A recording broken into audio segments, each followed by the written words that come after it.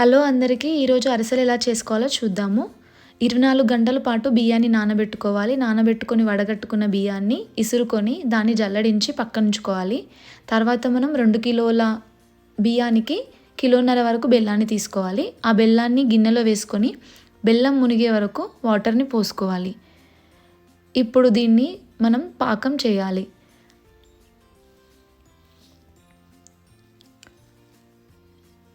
ఇలా పానకం కలుపుతూ ఉండాలి. దీంట్లోనే మనం 250 గ్రామ్స్ వరకు నువ్వుల్ని వేయించి పక్కనుంచుకోవాలి.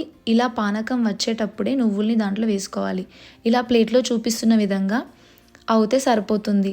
పానకం వచ్చినట్లే. ఈ పాకంలో ముందుగా మనం పక్కనుంచుకున్న పిండిని ఉండలు లేకుండా కలుపుకోవాలి. ఈ పిండిని తీసి పూరీలా ఒత్తుకొని నూనెలో డీప్ ఫ్రై చేసి అరిసెల పీటతో ఒత్తుకుంటే అంతే అండి, అరిసెలు రెడీ అయిపోయాయి.